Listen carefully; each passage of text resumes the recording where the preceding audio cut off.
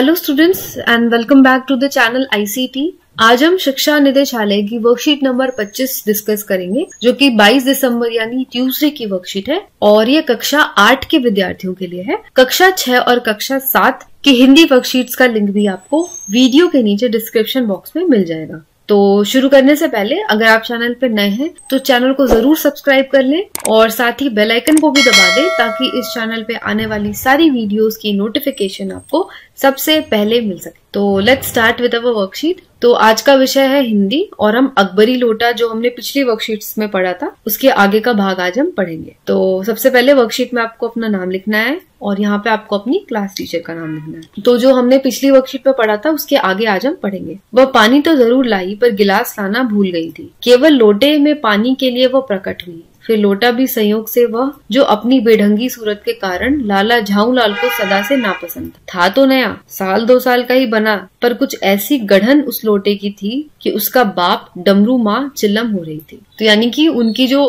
पत्नी थी झाऊलाल की, वो उनके लिए पानी तो लाई लेकिन गिलास लाना भूल गई और केवल लोटे में ही वो पानी लाई। और लोटा भी वैसा था जो कि टेढ़ा मेढ़ा हो रखा था। बेढंगी सूरत यानी टेढ़ा मेढ़ा हो रखा था। वो नया तो था लेकिन उसकी बनावट यानी गढ़न यानी बनावट कुछ ऐसी थी कि वो बहुत ही टेढ़ा मेढ़ा सा लगता था। लाला ने लोटा ले लिया, बोले कुछ नहीं, अपने पति का अदब मानते थे। अदब यानी लिहाज करते थे, मानना ही चाहिए, इसी को सभ्यता कहते हैं। जो पति अपने पत्नी का ना हुआ वह पति कैसा। फिर उन्होंने यह भी सोचा कि लोटे में पानी दे तब भी गनीमत है, अभी अगर चू कर देता तो बाल्टी में भोजन मिलेगा, तब क्या करना बाकी रह जाएगा। तो यहाँ पे लाला झाऊलाल ने कहा कि ने सोचा कि लोटे में लाई है तो चलो लोटा ही ले लेते हैं। उन्होंने कुछ नहीं बोला, उन्होंने पत्नी का लिहाज किया और लिहाज क्या किया, उन्हें तो अपनी पत्नी की बात मानना ही था। तो उन्होंने ये सोचा कि अगर मैं थोड़ा सा भी बोल देता यहाँ पे तो अभी तो लोटे में पानी दिया है, रात में कहीं ऐसा ना हो कि मुझे बाल्टी में भोजन करना पड़े। लाला अपना गुस्सा पीकर पानी पीने लगे। उस समय वे छत की मुंडेर के पास ही खड़े थे। मुंडेर के पास यानी छत के बिल्कुल किनारे पे खड़े थे, रेलिंग के पास। जिन बुजुर्गों ने पानी पीने के संबंध में यह नियम बनाए थे कि खड़े खड़े पानी न पियो, सोते समय पानी न पियो,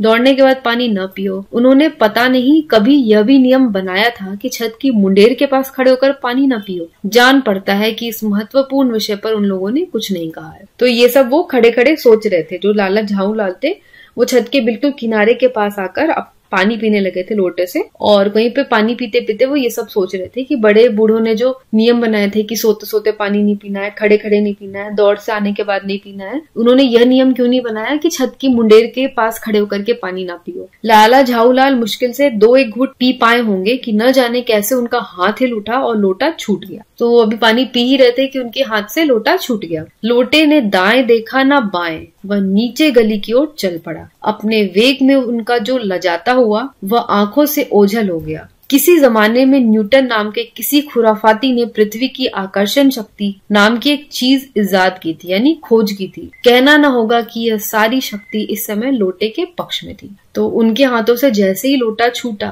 लोटे ने ना दाएं देखा ना बाएं देखा, यानी वो इधर उधर नहीं गया, वो सीधा नीचे गया। यानी न्यूटन की जो न्यूटन्स लॉ जो है gravity, Newton's law of gravity यानी गुरुत्वाकर्षण का जो न्यूटन का नियम है वो लोटा फॉलो कर रहा था और वो इधर उधर न जाकर सीधा वो नीचे की ओर जा रहा था और पूरी ताकत के साथ वो नीचे गिर रहा है। तो आज के इस गद्यांश में हमें इतना ही दिया है, इसके आगे हम अगली वर्कशीट में पढ़ेंगे। तो आज जो हमें प्रश्न दिए हैं उसके उत्तर हमें इसी गद्यांश से लिखने हैं। तो चलिए आज हम आज के प्रश्नों को देख लेते हैं। पहला है, लाला झाऊलाल ने लोटा पसंद न होते हुए पत्नी से क्यों ले लिया। लाला झाऊलाल की पत्नी एक बेढंगे लोटे में पानी लाई जो लाला जी को बिल्कुल पसंद नहीं था, लेकिन लाला जी अपनी पत्नी की बहुत इज्जत करते थे, इसलिए उन्होंने अपनी पति के हाथ से लोटा ले लिया। ये आंसर हो जाएगा। अगला प्रश्न है, आपके विचार से बुजुर्गों ने पानी पीने के संबंध में क्या क्या नियम बनाए हैं। तो बुजुर्गों ने पानी पीने के संबंध में यह नियम बनाए थे कि खड़े खड़े पानी न पियो, सोते समय पानी न पियो, दौड़ने के बाद पानी न पियो।